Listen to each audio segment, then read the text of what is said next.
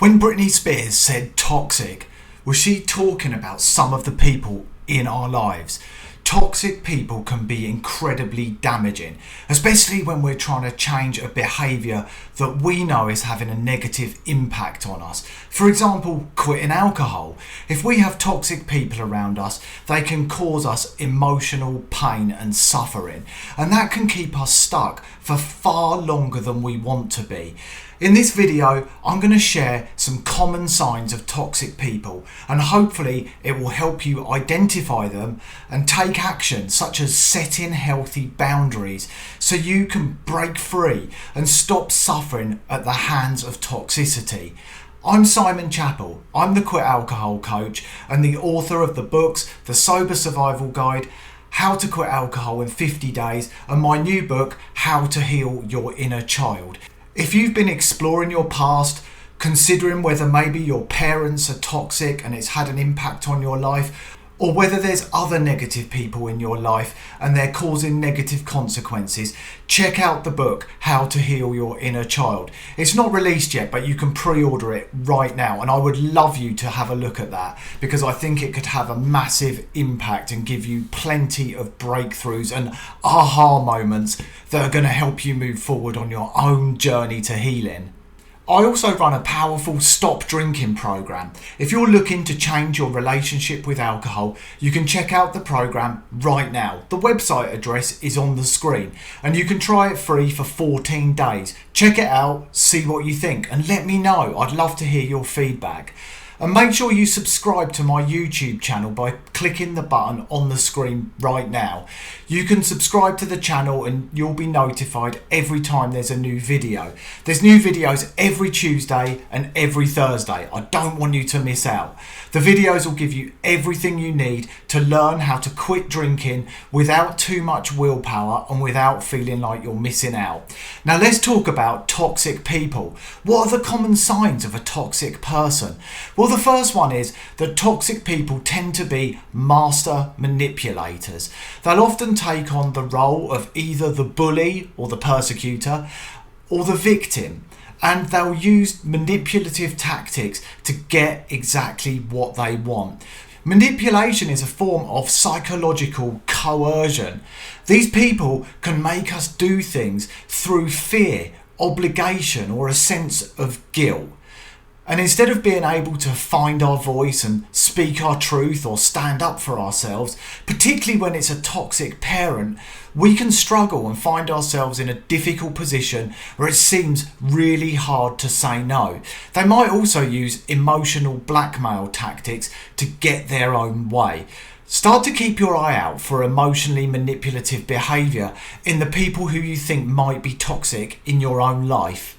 Toxic people always put themselves first. They are at the centre of their own universe and nobody else comes close. Now, I encourage people to start putting themselves first in this journey of self-development and self-growth, especially when it comes to breaking free from addiction. I think it's important to develop a sense of love towards ourselves, but not when that means harming other people or causing other people emotional suffering. And that's the problem with toxic people. They will put themselves first no matter what. They have to feed their narcissistic supply. They have to give themselves a sense of self-importance, and that usually means that they're completely self-indulged. They don't think about the feelings of other people, and all they worry about is ensuring that the world continues to revolve around them. Toxic people can also be incredibly critical, especially toxic parents. I've experienced this myself. And they can wrap up their criticism in a very subtle way. They've become the masters of criticising in a way where they can easily deny it. They may criticise through the giving of gifts. Gifts can be a covert way of criticising us. They might give us a gift for our home because what we already have is simply not good enough in their eyes, and it's a form of criticism. You might do something or achieve something in your life, such as buy a wonderful new house, and they may say to you, how on earth are you going to clean a house that big? Instead of complimenting you on your achievement, on your success. They do it in a way where they can easily back out of it, but woven within what they said is a barbed criticism, and it's often very subtle. Start to pay attention to the toxic people in your life and notice if they criticize through compliments. Toxic people also gaslight. They might make you question your own reality. They might tell you that the way you believe that something happened is totally different to what you think. They might tell us that our memory of a specific event is completely wrong, or that the way we feel is not how we feel.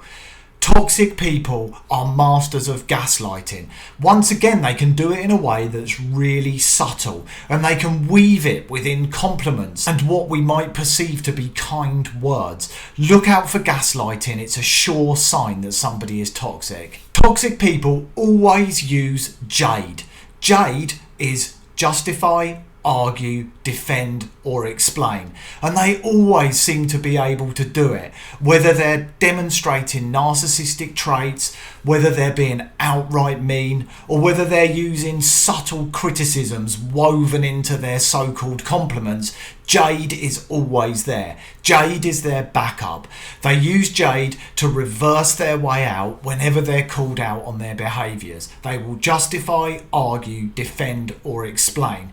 Even though it's completely irrational, they seem to have a way of somehow getting away with it. And they'll continue to get away with it unless we stand up for ourselves and put firm boundaries in place. Toxic people are usually disconnected from their emotions and feelings. Throughout my work as a sobriety coach, I encourage people to notice how they feel. Very often we've become disconnected from our own emotions and we don't really know how we feel, but we've become aware enough to start making change, and we're willing to do the work. I've talked about using an emotion wheel to start to pinpoint the specific feelings that are with you at any given time. Toxic people won't even go near it. Toxic people aren't even open to discussing it. They truly believe they feel a particular way. They might feel sad or angry, but that's just about them. They don't really feel. Toxic people might display anger or sadness, but actually that's all from their own insecurities or from their own attempts to get attention towards themselves. They are not truly connected with their emotions or feelings, and this lays at the heart of their own insecurities about themselves. If they were to face into how they really feel, they would probably have to face into some of the deep-rooted traumas and issues from their own past, and they don't want to go there. They use toxic behaviour as a defence mechanism, so they never have to look closer at their own insecurities. Toxic people do not share in the joy of other people. They will not compliment you on your accomplishments or your achievements. In fact, they might try and undermine them or derail them. They won't turn up at important events unless there's something in it for them. If there's something in it for them and they can make themselves the centre of attention, then you probably will find them there. They probably will compliment you, but it will end up being all about them so they can direct the attention inwards. They will never selflessly share in your joy. They'll never put themselves out to show up at something where there really isn't much in it for them other than feeling the joy of someone else. Toxic people are generally dishonest. They'll lie, they'll bend the truth, they'll exaggerate, they'll tell white lies, or they'll withhold information. They'll do whatever they need to do to continue to get their toxic supply of information, gossip, and allow themselves to play the role of the controlling abuser. Watch out for it. It can be very difficult to spot these lies and untruths, and unless you back them into a corner with cast iron evidence and call them out on it, it can be almost impossible to spot the lies and the secrets that toxic people keep. Toxic people also fail to respect boundaries, and they might even invade our privacy. As a child, you might find a toxic parent goes through your personal possessions. They might read your diary or look in your private drawers or cupboards. They're not entitled to do that. We need to set boundaries and we need to hold our boundaries. If toxic people cross the line, we need to reinforce them or set firmer boundaries. If somebody is stepping over your boundaries, it's time to stand up for yourself and reinforce them. Toxic people have no concept of respect for boundaries. Toxic people often talk over others or interrupt them. It's so important to them that they are the focus of attention. They need to feed that supply, that toxic or narcissistic supply that really does drive them and makes them somehow feel good about themselves.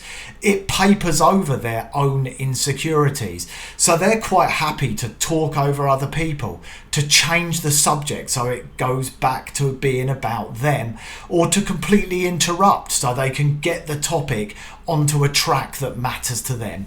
Watch out for this. It's a sure sign that somebody is demonstrating toxic traits. Ultimately, toxic people are unable to love. Their deep-rooted insecurities come from a strong desire to be unconditionally loved themselves. They use their toxic behaviour as a defence mechanism so they don't have to face in to the fact that they are unable to love. They can't love themselves and they're unable to love other people.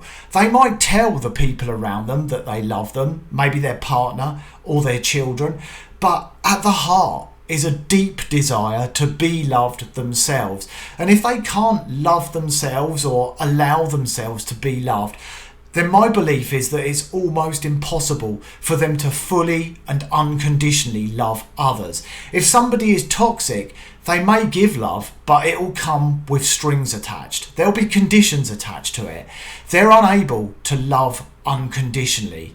And the sad reality of toxic people is that they're unable to change. No matter how much we call them out on their behaviours, unless they have a rock bottom moment where they can see that their behaviour is destroying their own life, they're probably never going to change. Now, there are some toxic people who are aware enough, or something happens in their life that they go into therapy, they do the work, they do the learning, and they do become able to change. But most toxic people stay firmly stuck in their deep-rooted need to control others, to criticise, to judge, to shame, and to carry out their narcissistic ways. It's an unfortunate and a sad fact, especially when it comes to toxic parents. As children of toxic parents, all we want is to feel unconditional love. They can pass on their traits and their toxic ways to their children, but thankfully many children don't become totally toxic and they begin to see the light and work towards change. But somebody who's truly toxic is unlikely to change, and it's a sad reality. I find when I work with children of toxic parents that their healing is very much in the acceptance that these people will not change, and they either need to find an acceptance that that's the way that things are going to be and to stop trying to change what is, maybe limit or cut contact with the person who's causing so much pain in their lives. If you've got a toxic person in your life, leave a comment below. What have you encountered? What have you noticed? And how have you dealt with it? Your comment might help other people looking to address the toxic people in their own lives.